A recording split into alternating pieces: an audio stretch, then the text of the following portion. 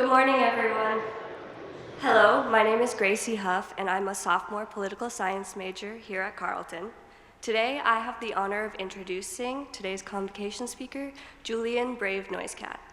Julian is a proud member of the Canim Lake Band Tsq'escen and a descendant of the Lil'Wat Nation of Mount Currie. He is the Vice President of Policy and Strategy with Data for Progress, the Narrative Change Director of the Natural History Museum, and a Fellow at the Type Media Center, NDN Collective, and the Center for Humans and Nature. His list of accomplishments are vast.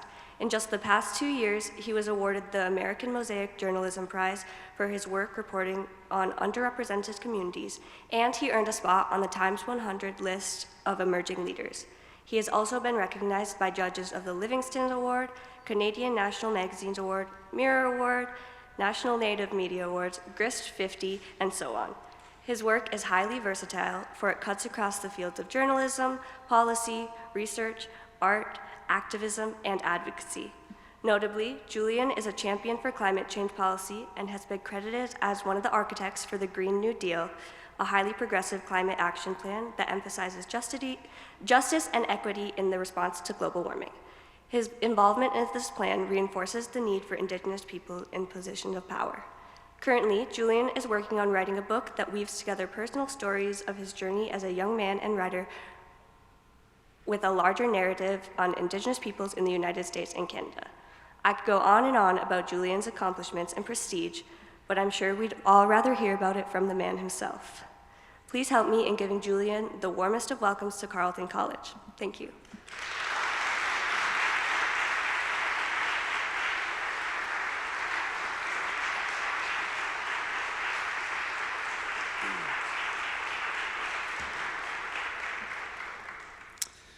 Thank you all so much for coming today. Like 10 minutes ago, there was like 3 people in here, and I was getting a little worried. My sister was not quite here yet, but I should mention that this talk that I'm giving and also being here here at Carleton really feels like a coming full circle, because 4 years ago, I actually brought her here as a prospective student. She's now a senior, and she's going to graduate later this year. And the talk I'm going to give today, the talk I'm going to give today is actually on a topic that we share, which is, I guess, going to be what happens as she becomes an adult. And that is about the herring fishery in southeast Alaska, specifically this place called Sitka. And this summer, Zia actually went up there and worked for an activist group called the Herring Protectors that are working to conserve the herring in Sitka, and worked with the local Indigenous nation, the Sitka tribe of Alaska, on that same issue. So it's such an honor and a pleasure to be here. And this talk that I'm going to give today is called Red Herring, which, as you will see, has a few different meanings. So, Kuksja, thank you.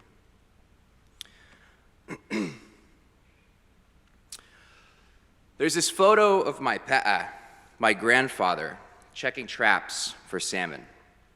About a year ago, my auntie pulled it up on her phone and showed it to me, beaming with pride. To her, it's evidence that her father was a great fisherman, a great Indian. I've wondered at it myself. His 10-gallon hat, his fingers moving nimbly across the net, his belly full of something, maybe fish, but probably beer. Be'a was a throwback. My dad and I gave him a posthumous nickname, Khan of the Caribou. The Caribou is the region of British Columbia where our homelands lie. Be'a was a direct descendant of a hereditary chief. He was the oldest of his mother's 14 children. He had an Indian name, Shazik, or just Zeke. He had something like 100 horses, about 20 kids, give or take, a lot of women. He died 2 decades ago, but on many reservations, if I tell people I'm Zeke's grandson, that means something, because Zeke was someone. There's this famous line in the native classic Smoke Signals where Victor Joseph is trying to teach Thomas Builds the Fire how to be a real Indian. "You gotta look like you just came back from killing a buffalo," Victor schools Thomas. Thomas thinks about it for a second. "But our tribe never hunted buffalo. We were fishermen." My pa'a was a fisherman. And where we come from, that means something. Our Statliunk and Secwepemc people have been fishing the rivers since the trickster coyote liberated salmon as he went about making trouble in the world at the end of the last ice age. Fishing is to our world in the Northwest as farming was to the Mesopotamians. It's the basis of our civilization. From the coast to the Rocky Mountains, salmon supported some of the most diverse and prosperous ecosystems in the world. The Northwest is home to the largest temperate rainforests on Earth, with soils that sequester more than 4.5 billion metric tons of carbon. We have oceans teeming with fish, sea mammals and birds, mountains thick with game traversed by bears, wolves, and the wild man. Rivers, creeks, and valleys populated by the most numerous and sophisticated societies of hunter-gatherers ever known to white anthropologists. From present-day Alaska to Northern California, salmon fed an indigenous social system based on feasting and gift-giving that's sometimes called the potlatch. Throughout the region, families, clans, and leaders would assert and affirm rights to physical, intellectual, and spiritual property by hosting feasts, dance, and giveaways for one another. Status was measured in generosity. The chief was often the poorest person in their village because they gave so much. In the pantheon of those Northwest Coast Indians, the Salish, my people, are kind of like the ancient Macedonians. We took parts of the Northwest Coast culture and spread them far and wide, but we, on the scale of things, were more like the barbarians than the Greeks or Romans of this fish-based civilization. The Greeks and Romans lived to our north and west. They were the Quagulth, the Haida, and the Tlingit. Salmon, like almost every vertebrate on the coast, eat herring. Herring are these little fish that look a lot like their cousins, sardines. In the spring, herring migrate into the shallows to spawn on kelp forests, seaweed beds, and other surfaces. Their arrival brings the coast back to life after the sleep of winter. Seagulls usually announce their approach. "Ya, ya," the seagulls call out, "Ya." The Tlingit, an indigenous nation from what is now southeast Alaska, take their word from the seagull's tongue. Take their word for herring from the seagull's tongue, "Ya." Heeding the seagull's yammer, whales, seals, sea lions, eagles, salmon, and humans all converge to feast on the ya and their delicious golden roe, which tastes, I should add, kind of like caviar. The herring's arrival marks the beginning of the Tlingit calendar. The Tlingit serve herring roe to guests at potlatch feasts called Kawik. This herring season, my friend Paulette Moreno invited me to Sitka, Alaska for the herring harvest as well as a Kawik to see what it's all about. I met Paulette during the campaign to make Deb Haaland the United States Interior Secretary. Paulette was the source for a story I wrote about how Alaska Natives were lobbying their senator, Lisa Murkowski, to vote for Haaland's confirmation. Murkowski is an adopted member of the Deshitan clan of the Tlingit. She's also a Republican who's friendly to big oil. In 2010, Murkowski became one of only 2 people to ever win a write-in campaign for United States Senate. The other one was Strom Thurmond, if you're ever curious about that trivia question. And she won, this is the very interesting part, because Alaska Natives overwhelmingly backed her write-in campaign over her Tea Party opponent. When we first spoke, Paulette was the grand president of the Alaska Native Sisterhood. The Alaska Native Sisterhood is a sister organization to the Alaska Native Brotherhood, which is one of the oldest civil rights organizations in the nation. In 1945, Elizabeth Perodovich, then the grand president of the Alaska Native Sisterhood, so she had Paulette's job a long time ago, won a campaign for the first ever state or territorial level anti-discrimination law in the United States.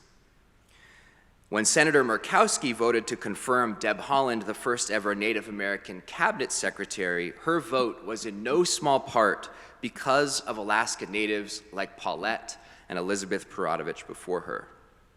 You see, Alaska Natives in general, and the Tlingit in particular, have a lot figured out when it comes to fish, culture, and politics.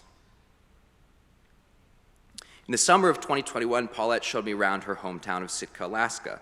She brought me up to Blue Lake and gave me an Elizabeth Perodovich dollar coin to put in the water. She took me to a traditional but socially distanced Tlingit birthday party for a clan speaker, Herman Davis Sr., and she introduced me to the way herring are cultivated by the Tlingit. Not just harvested, but cultivated. She explained to me the important role herring play not just in the Kuich, but in a social system based on reciprocity for humans and non-humans alike. And she also told me about the industrial-scale commercial fishery imperiling these things. She told me about fish, culture, and politics. I was hooked. When I returned to Sitka this spring, the Tsq'escen clan held a ceremony at Ya Teyi, or the Herring Rock, at least what remains of it, in front of the Sitka tribal house. Ladies wearing blue robes emblazoned with the story of the herring woman stood beside a table upon which the peace hat and the frog hat, some of the Tsq'escen clan's atu, or ceremonial regalia, were laid. The peace hat is made in the form of a traditional cedar bark hat, but forged in brass. It was commissioned by Lord Baranov on behalf of the Russian Empire and given to the Tsq'escen in the early 1800s. The frog hat was carved by Nakusht A, an artist from the Daklawadi clan in Klakwan, a village on the Chilkat River far to the north. I tell you these things to illustrate how Tlingit society is organized. You see, the Tlingit are divided into two moieties, eagle and raven. These in turn are divided into clans. Through their clan system, the Tlingit maintain a vast interwoven social network based on generosity, reciprocity, and balance. Eagles marry ravens, ravens marry eagles. Eagles are the guests at potlatches put on by ravens and vice versa. Ravens take care of the sacred items of eagles. The same goes the other way around, and so on and so forth. The Daklawadi are eagles, the Tsq'escen are ravens. That's why a Daklawadi artist carved the frog hat for the Tsq'escen, and that's why when the Tsq'escen began their ceremony at the Herring Rock, they dressed two of their eagle counterparts from the Kagwantan clan in the peace and frog hats. Harvey Kitka Sr., an elder and spokesperson for the Kagwantan, and Dr. Thomas Thornton, the author of Herring and People of the North Pacific, as well as an adopted Kagwantan.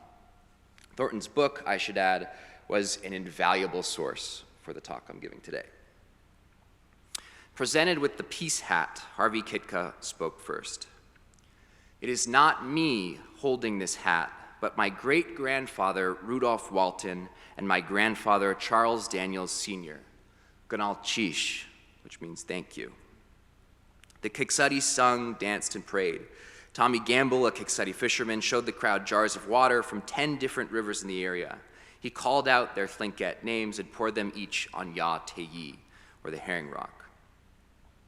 According to Tsq'escen tradition, the first herring were harvested in the hair of a woman who rested her head on that rock.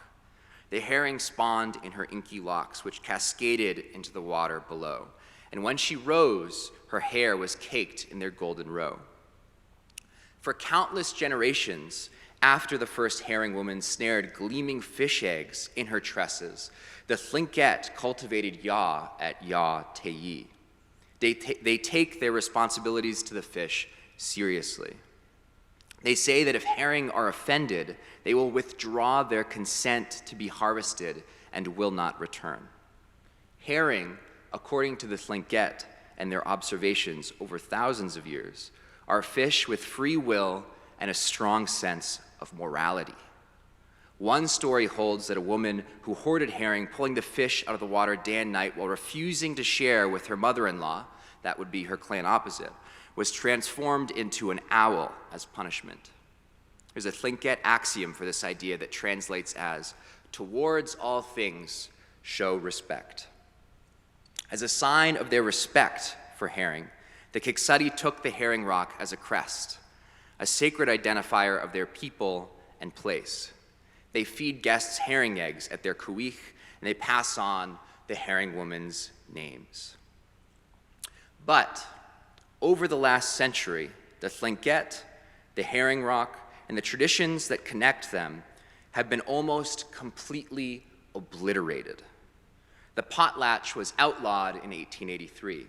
In Sitka, the Tlingit held what is often referred to simply as the last potlatch in 1904. Their regalia was burned or confiscated for display in museums. Later, in 1971, the Alaska Native Claims Settlement Act extinguished their indigenous claims to land in exchange for cash and private land ownership. In downtown Sitka, the Tsq'escen herring rock was literally blown up for a pier and bright breakwater.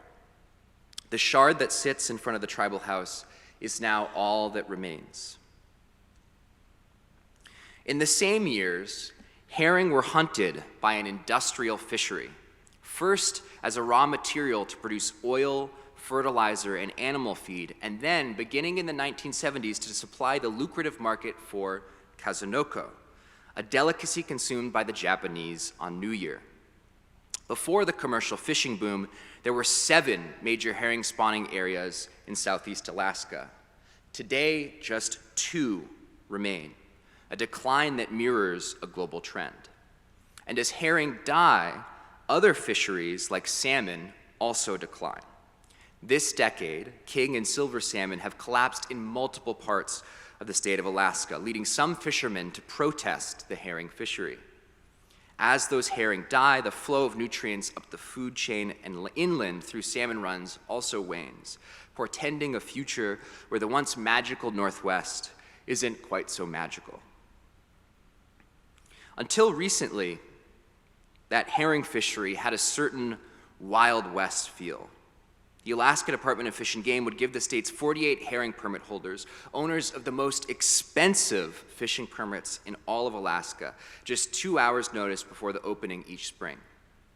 Seiners and tenders would motor out to the spawning grounds in an armada. A Fish and Game official would count down from 10 over radio and then fire off a gun, horse race style. The boats would slam the throttle, encircling and netting the fish.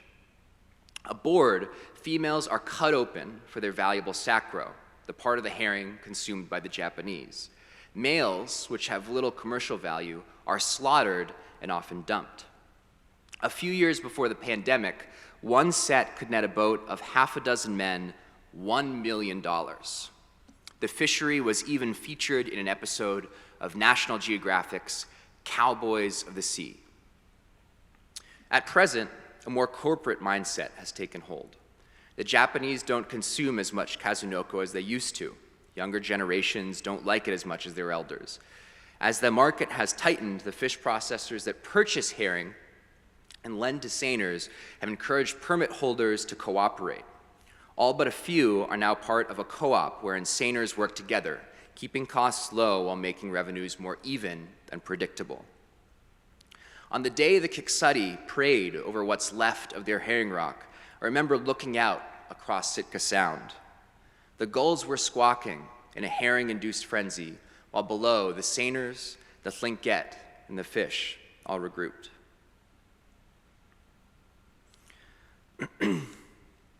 Paulette and others brought me out and showed me the ingenious and otherworldly art of herring cultivation. According to archaeological evidence, herring cultivation is an ancient practice that dates back at least 10,000 years, meaning the Tlingit were harvesting herring long before the Greeks, Romans, or even Mesopotamians existed. Here's how they do it. Before the herring arrive, young western hemlock trees, preferably ones close to shore with straight waxy fibers, are cut down. These trees are lightly prepped to go in the water, tied up, fitted with weights and buoys, and loaded onto skiffs.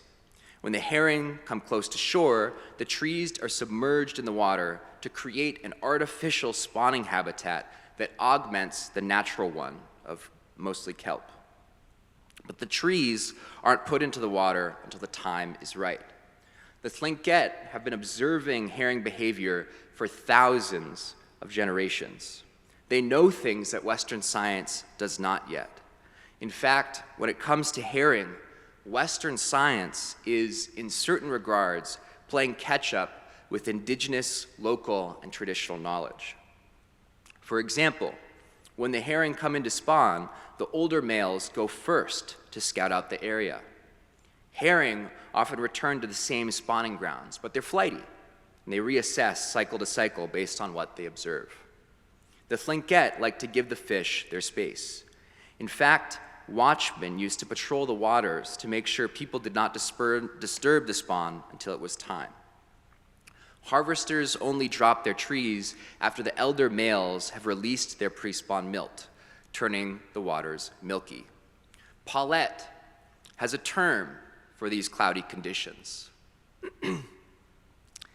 Jizzin', she says, as in, it's jizzin' out there.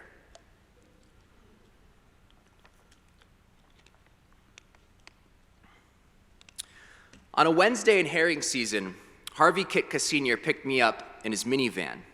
We hit the drive-thru, our subsistence spot, he joked, and then we drove from one end of the road in town to the other, looking out at the sound. Oceans used to be teeming with fish, Harvey said. As far as you could see, herring flipping. Harvey narrated the history of fish, people, and place at the time scale that he looks at things. He began at the Ice Age, the clan migrations from Kicks Bay. Sitka sits across the sound from a volcano called Mount Edgecumbe. The ancestors of the Kiksadi were originally drawn to the area by volcanic activity. Some, like Harvey, say it was a seal hunter who spotted the place first. The Kiksadi moved their villages around during periods of volcanism, but stayed, becoming part of Sitka, people on the outside of Baranof Island in their language. The Russians built a fort north of Sitka in 1799 at a spot called Stary Gavin. The Tlingit chased them off. In 1804, there was a big fight, now called the Battle of Sitka. The Kiksadi were forced into exile. When they returned from the forest, they made peace with the Russians. Harvey's clan, the Kagwantan, established a village at Keet-Gushihin, the Killer Whale Stream, to trade with these Europeans.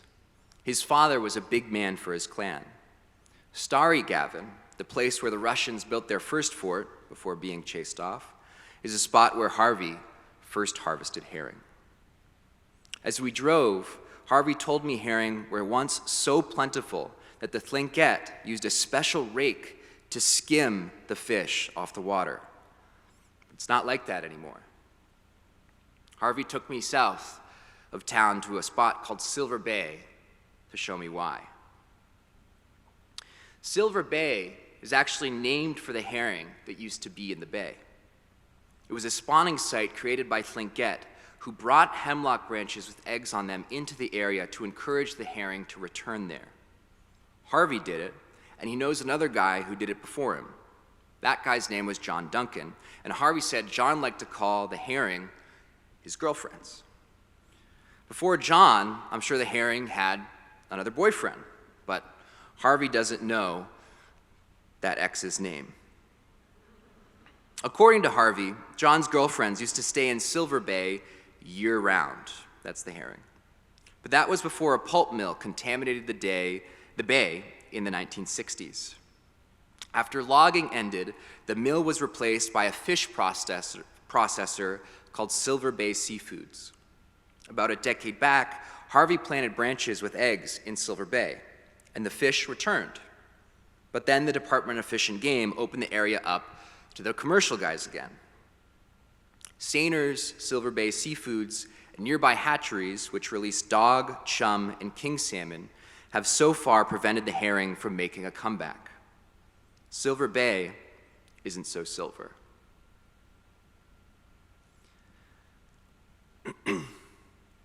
Down at the docks, I clambered aboard a Depression-era vessel called the Ellie, captained by 39-year-old Steve Johnson. The Ellie is outfitted with a little skiff, but the skiff's motor was broken, so when Steve's crew went out to pull their trees, they had to row like the old days. According to Department of Fish and Game lingo, Steve is a super harvester. He's on the water about 270 days per year. He set 73 trees in 2022, yielding thousands of pounds of eggs. And he likes to teach. The day I came out, he had 2 Yupik men learning with him. Interestingly, though, in recent years, many of his students have been non-native. In fact, a lot of them have been white. Herring hippies, Steve jokes. I don't mind, he continues. I'll teach anybody how to do this. As long as you're willing to work, be safe, and follow directions, I'll teach you. Steve pointed the bow of the Ellie north, and we motored out of town past a mountain called Dachet. We kept looking for herring, which were nowhere to be found, until we reached Naquasina Bay, where Steve gave up and started looking for seals to shoot instead. At Naquasina, a mountain called Anahoots towers over the site of Steve's ancestral summer village. In the Alpine, Steve says you can still see rock breakwaters built by the Tlingit during the great floods at the end of the last ice age. On the shoreline, you can see where rocks were leveled for houses and canoe landings. In the 1920s, the Navy and the Forestry Service burned down villages like this one to create Tongass National Forest. But that way of life is coming back now. Steve, like other Indigenous peoples, endeavors to live his life the way his grandfathers and his grandfathers' grandfathers lived. I think our way of life is better than the Western way, he told me. Humans aren't supposed to be super capitalistic and hoarding. Most civilizations are based on helping each other. A lot of it is difference in worldview, he said. Western culture is focused on giving status for what you are or what you own. Native culture, on the other hand, is focused on what you give back, give away.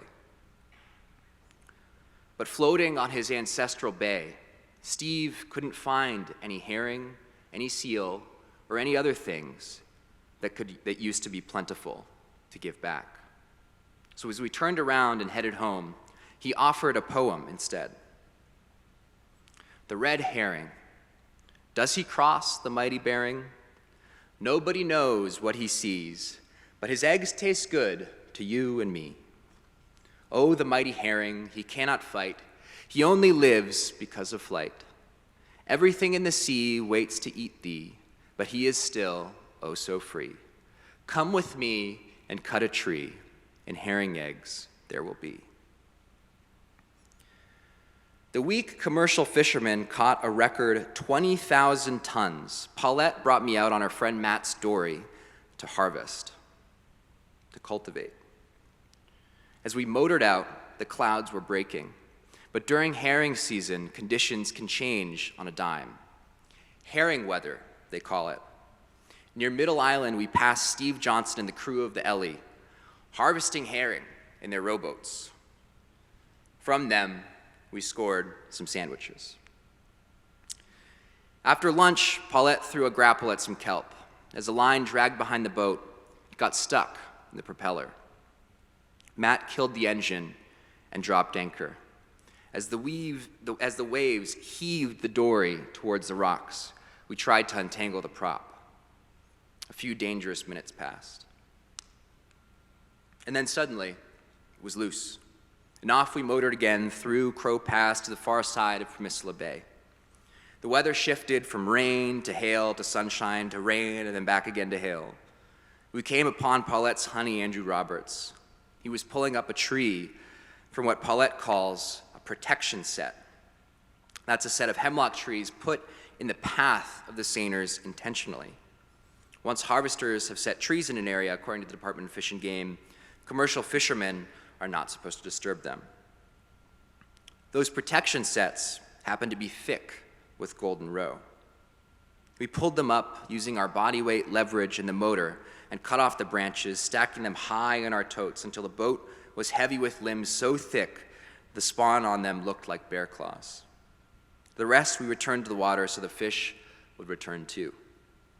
As we motored back to town, we stopped to cut a few herring egg-loaded fronds off a kelp tree. The crab, wearing a crown of herring eggs, clambered aboard. "You know what?" Paulette said as we pulled back into town. "This is why I know our people are going to be all right, because we got the spirit. It's in our spirit."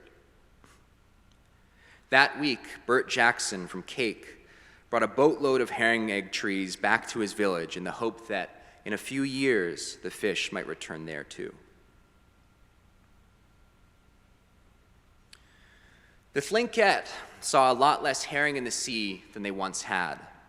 2022 was a better year than the ones immediately before, but according to the harvesters, things still look precarious. Whales and sea lions now come up to Alaska from California. They eat a lot of herring. So do hatchery salmon. There was a diesel spill north of Sitka during the spawn. It's unclear how that impacted the fish. It's also unclear what effect, if any, climate change will have moving forward. What is certain, though, is that commercial fishermen also chase herring eggs. They pluck thousands of tons of fish out of the sea before they can even spawn. And everywhere that commercial sacro fishery has gone in southeast Alaska, the herring have gone with it. Sitka is the only place where enough fish remain even to conduct a commercial fishery. And the herring that have survived don't act like their ancestors. Perhaps this is because fewer males make it past age 5. Or perhaps it's because the fish have to dodge a high-octane fleet before they spawn. Or maybe there's something else happening out in the warming, plastic-filled Pacific Ocean that harvesters and scientists don't yet see.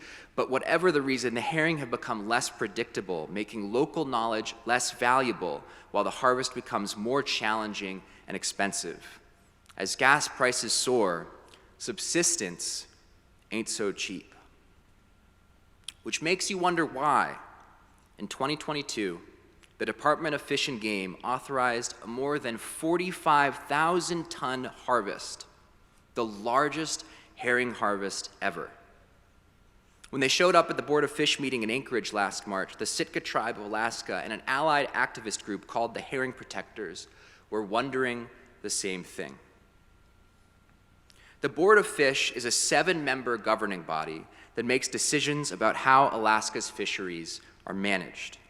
The 7 members of the board are appointed by the governor, but the rules and reforms they evaluate are submitted by fishermen, tribes, and everyday citizens. The board conducts its major convenings in the Anchorage Convention Center. Upstairs, there's Thursday night at the fights where aspiring boxers and MMA stars knock out each other's teeth. Downstairs, over rows of chairs, folding tables, and cheap catering, everyone with a stake in the state's fisheries dukes it out. The Board of Fish is a venue where technocracy holds sway, but where personal relationships, political theater, and side deals truly reign. The Department of Fish and Game makes many of its decisions based on formulas. Those weren't created until the late 20th century, when the state attempted to quantify populations of fish, like the herring, for the first time. By then, herring had already been decimated, meaning that in historical context, the baselines the department uses are actually depressed baselines. Many formulas and data sets also haven't been updated in decades. The ones used to determine the herring harvest rate, for example, haven't changed since 1997. That formula is written on microfiche, says Steve Johnson. It's a joke. but it also happens to be true. In years past, the Board of Fish has dismissed Tlingit concerns, but this year, the board appeared to be aware of the shortcomings in their model and their blind spots as a governing body. Board members were friendly to the tribe. Harvey Kitka, who has been going to Board of Fish meetings for a long time, said that the March convening was the first where he felt listened to. Privately, an insider told me, at least one new Board of Fish member was sympathetic to the tribe's case. So when it was her turn to testify, Paulette did not miss an opportunity for some political theater. Rocking one of her signature hats, Paulette laid a basket full of herring eggs before the board.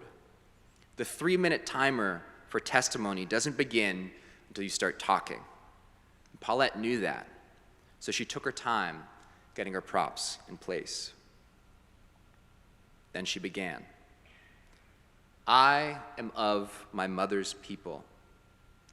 I am a harvester of what is before you, and I will not speak of something or someone unless they are in the room. She held a branch caked in roe aloft. This is what we are speaking of. By the March meeting, the 45,000-ton herring quota could not be changed. What could, however, was the way the formula in particular and the fishery in general is managed moving forward. In policy terms, these were the real card fights. The Sitka tribe and an industry group, sneakily called the Southeast Herring Conservation Alliance, each came armed with 3 proposals. The tribe's proposals, geared towards herring conservation, were numbered 156, 157, and 158. 156 would require the Department of Fish and Game to close the fishery if their model forecasted the herring population as less than 25,000 tons. 157 would set a limit on the number of older males that could be harvested. The idea being, of course, that elder males, according to traditional knowledge, play an important role in a successful spawn. 158 would require the Department of Fish and Game to close the herring fishery if fish older than 5 were less than or equal to 20% of the forecasted population in their model. The Southeast Herring Conservation Alliance, the industry, came with their own counter-proposals, which would allow seiners to take more fish while making it harder for harvesters to get their eggs. Proposal 159 would repeal the regulation requiring the Board of Fish to manage herring for both commercial and subsistence interests. This would, in effect, pull the rug out from under a lawsuit filed by the Sitka Tribe of Alaska alleging that the Department of Fish and Game has not managed the fishery for subsistence. 160 would reopen core areas of the herring spawn in Sitka Sound that were closed to the commercial fishery. 161 would require subsistence harvesters to get permits to harvest eggs on branches. Many harvesters said this would effectively criminalize their culture.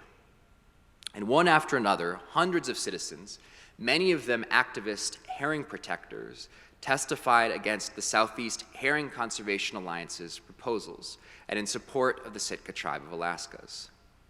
The herring hippies, to use Steve's term, outnumbered the industry almost 10 to 1. And when Paulette finished speaking, it felt like the tide was turning. Then, Jared Godfrey, a Board of Fish member, asked a question.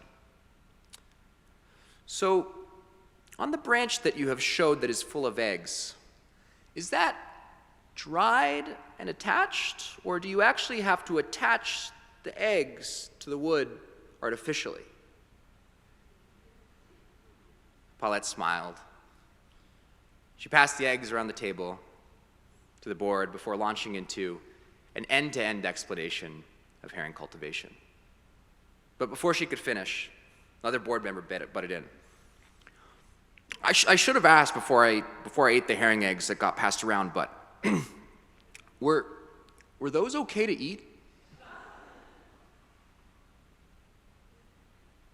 While tribal leaders, industry executives, and state regulators were focused on the fight in Anchorage, harvesters confided in me that they were concerned about a stealthier threat to their trees: the herring egg thief. Steve Johnson said about half of his 73 trees were stolen. Paulette didn't set quite that many, but lost a similar portion. Jim Nielsen set 15 and lost 9. Theft is becoming more of a problem, Jim told me. People don't want to do the work. Everyone had a theory of who'd done it. Maybe it was the out-of-towners who didn't have eggs to harvest in their own bays. Maybe it was a harvester who had promised to fill too many freezers. Maybe it was a guy who was selling eggs. I was told a freezer box of herring eggs could fetch as much as $600 on the black market. At least one herring egg dealer has served hard time, and one harvester was even accused by others of making his living off the illicit trade. Or maybe, said others, it wasn't a native, but a spiteful seiner. A couple of fishing boats had given out eggs on branches to community members one weekend in an effort to repair race relations. But when had those guys learned how to set trees? No, said others. Those were trees that had been set in front of the place where sewage runs into Sitka Sound. Those eggs weren't stolen. They were poopy. Paulette's honey, Andrew, recorded a suspicious figure unloading a boat in the middle of the night. But it looked like one of those grainy Bigfoot videos. He showed it to a few trusted friends, ones who had been ruled out in the town-wide game of herring egg thief clue. But none of them could make the man or his boat. Meanwhile, I kept waiting around for someone to be transformed into an owl. That is, of course, the old Tlingit sentence for greedy harvesters. But no one has gone poof and hooted off just yet. The Tlingit Grinch remains at large. The evening after Paulette gave her testimony, 3 Board of Fish members, Godfrey, Woods, and Mitchell, in the kitchen with a knife or whatever, approached Harvey Kitka Sr. and the Sitka tribe's leadership. Their offer, an off-record hotel room meeting with them and the Sainers. Harvey and the tribe were under the impression they'd be meeting with a friendly group of Sainers who had put forward a proposal, numbered 164, that would permanently make the Sacro fishery into an equal split. But that appears to have been a misunderstanding at best, or a bait and switch at worst.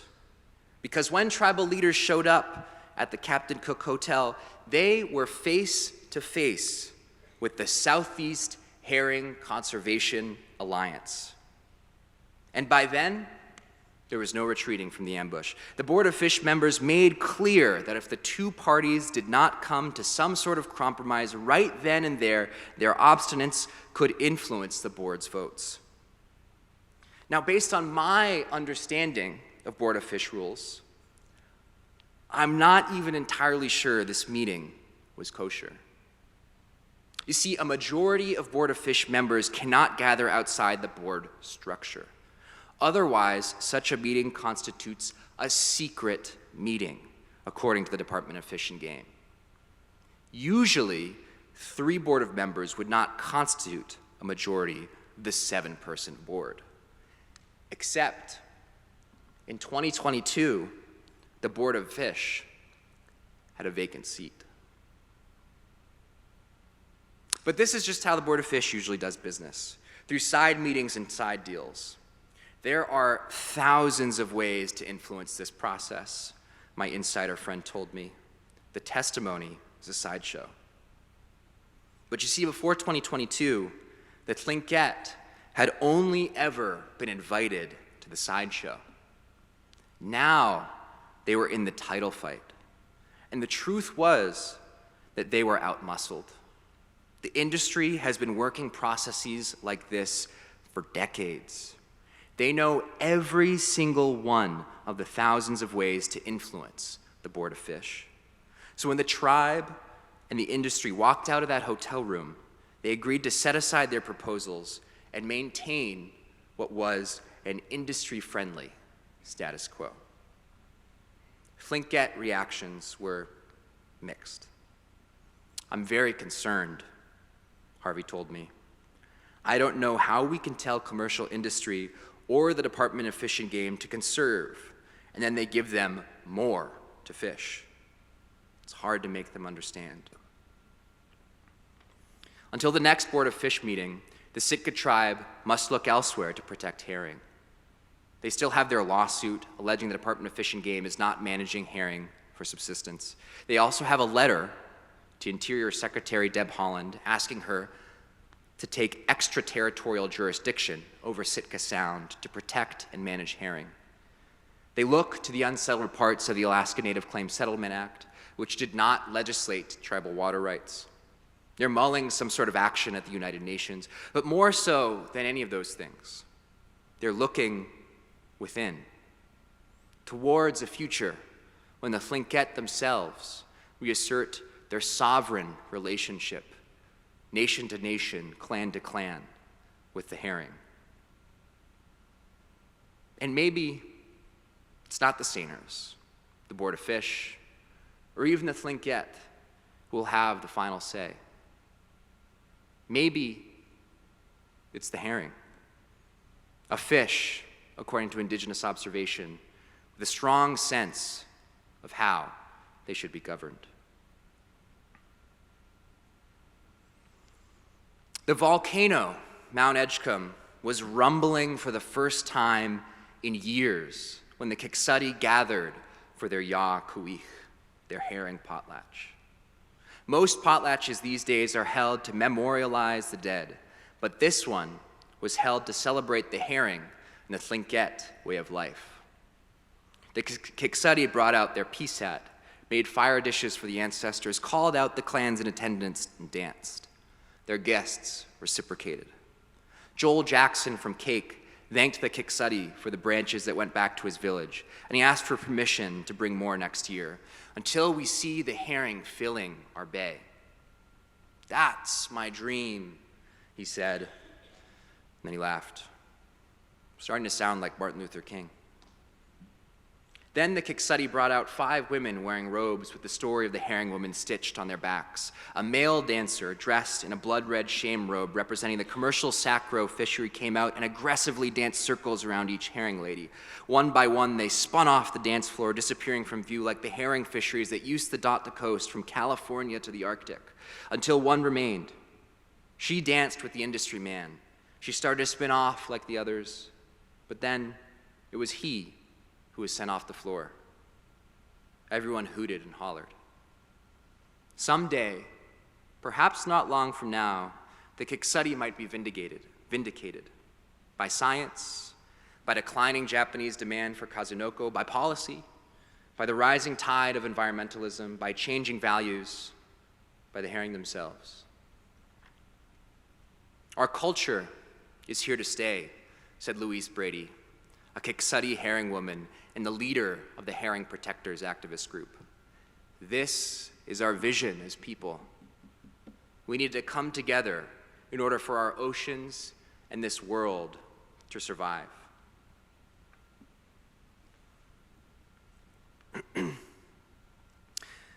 I didn't grow up fishing, but in recent years, I've started descending the ancient canyon trails to dip sockeye in spring from the rushing river like my pa'a, his pa'a, and all of our pa'as before, stretching back to the era of glaciation and coyote.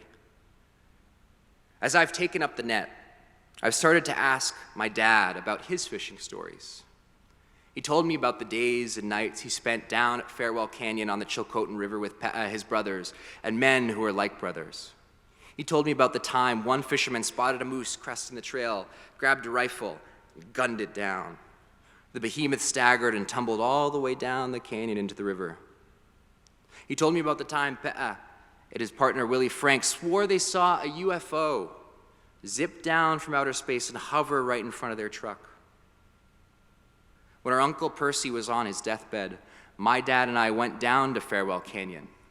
We said a prayer and watched our ancestral enemies, the Chilcotin fish on the far side of the river, with jealousy.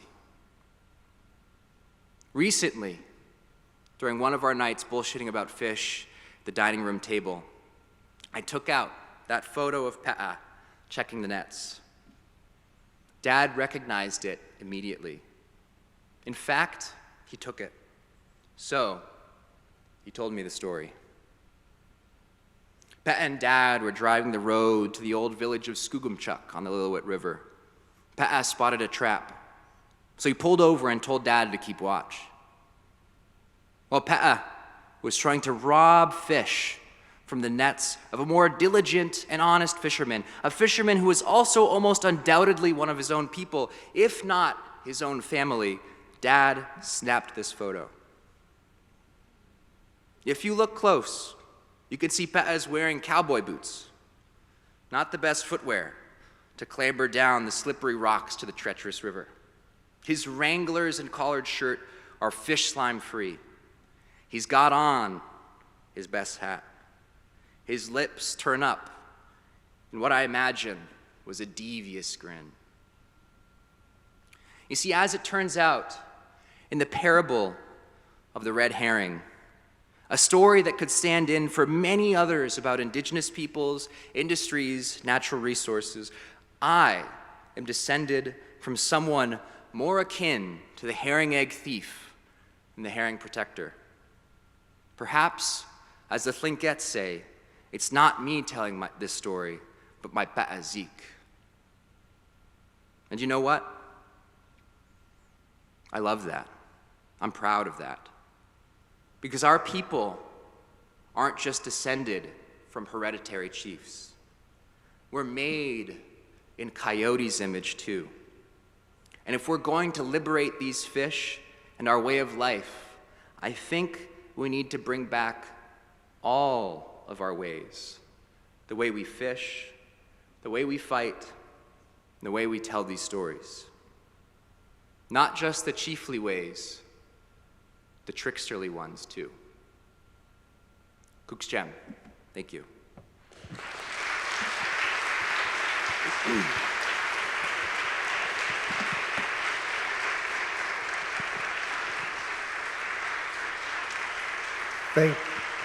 Thank you very much, Julian. Excuse me, for being here, and thank you very much for your talk today. We now have the opportunity for questions and answers. So if we have any questions, brief questions or comments for Julian, just one quick comment, and that is that if you have signed up for the luncheon today, please see our friends Beth and Aaron over there, or Stephanie, who has disappeared. Nope, there's Stephanie.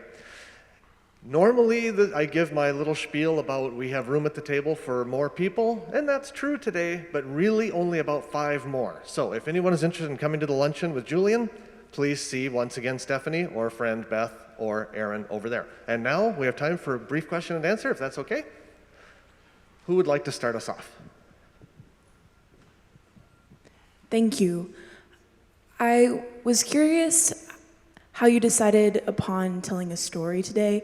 We've had other Convocation speakers who do a lot of different, who structure their talks different ways, and with your incredible background and a lot of different experiences, I was curious why you thought it would be important to tell a story today, or this incredible feature story. So, thank you. Thank you. Yeah, I'm writing a book, and I need to work on material and workshop material for the book. So I'm really grateful for all of you for sitting through the workshop. But also, this is a story and an issue that I've been interested in for a while now, and I've had all this material researched, reported, lived through that I wanted to try to work out some of my ideas around and figure out how I would convey those ideas and convey the story of what I think is a super interesting set of issues and events unfolding in Alaska that speak to a lot more than just Alaska or the Tlingit. So that's why I chose to give this story, to give this talk and tell this story.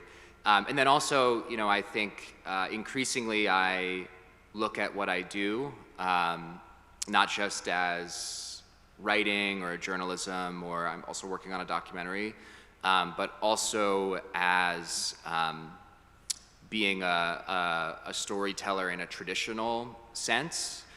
So what I was gesturing at the end of that talk was essentially that the way in which I chose to tell the story and give this talk today was within, I'd say, and it definitely in conversation with the narrative traditions of my own people, perhaps more so than the research on herring or the media coverage of this issue or academic debates about environmentalism. And that to me is an important thing underpinning what I do.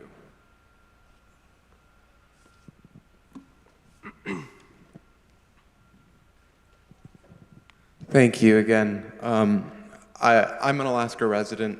It's always good to hear about that state. And also I agree with you a lot on Alaska is so emblematic of a lot of indigenous issues and issues in America at large. And I wanted to ask you, especially being up there in Alaska, hearing about the tribal corporations and the different ways that Native voices are heard, what do you think the role is of tribal corporations and Native capital in asserting tribal sovereignty and indigenous ways of knowing and being? Yeah, it's a great question. So for those who who aren't aware, Alaska has a distinct legal and political structure for its tribal communities. All but one of them were part of the Alaska Native Claims Settlement Act, which I mentioned in the talk. That act created a series of regional and village corporations, of which all Alaska Natives who were alive in 1971 became shareholders. And, this is a kind of double-edged thing. I guess I'll take a more positive look at it, although you can probably glean that I'm not the most capitalistic person. I think that the reality of how power operates in our society is that money is an important way for people to obviously, support themselves and make a living, but also a way to have influence in particularly our democracy. And I don't see it as a bad thing for Native people to work within that system and have corporations that in various ways allow them to have that influence, at the same time as sometimes that can be a trap. So, in lots of parts of Alaska, with Southeast Alaska actually being a bit of an exception, really the only way for these corporations to turn a profit is to be involved in the natural resource economy. Again, that's the least true in Southeast Alaska, where this story is based, but in other parts of Alaska, that's very much the case. And I think we have time for one more, and there it is. Thank you so much. I watched an interview that you gave in Paris where you talked about how indigenous ways of knowledge are really important when we think about the climate apocalypse, because indigenous people have already encountered one apocalypse. But then in this talk, you talked about how sometimes indigenous ways of knowing aren't applicable because the nature has changed so much, because the herring are behaving differently. So I was curious how you kind of reconcile those two ideas. Yeah, it's a really great question. I think my overall view is that indigenous knowledge is, and when it comes to the herring, the piece about the males leading in the spawning schools has subsequently, there's evidence for this that Western science is now acknowledging. The broader point I was making there is, that essentially you have this paradox wherein indigenous knowledge could be key to helping manage this fishery better. So, you could imagine a future wherein the knowledge that the elder males are the ones that lead the school in leads to better formulas and better management policies at the Board of Fish and elsewhere. On the other hand, because of all the disruptions to the herring and their spawning grounds, the people who hold the knowledge of where the herring used to spawn, that knowledge is not as valuable to actually being able to go out and get herring as it used to be, because the fish are dodging this insane armada of boats as they come in, which basically means that they're scattering effectively all over the place, and where they come in to spawn therefore becomes a lot less predictable. So you used to have behaviors that, if you were observing the water over a long period of time, could be watched from year to year in the fish, and then could help you determine the next year where you might go and set your trees, set your branches. But year to year, that's actually becoming not a good ruling stick necessarily, according to the people who I talk to, which creates this interesting thing where in the macro sense, I think Indigenous knowledge can definitely be very helpful in managing the fishery, but on the personal level of each harvester who actually needs to provide for family and other people who are relying on them, knowledge is not as useful because the fish themselves have been disturbed and disrupted so much. At least that's what people essentially explain to me. And on that, the time has come, I'm afraid, to conclude on Convocation. Thank you again very much, Julian, for your visit, and thank you all for being here today.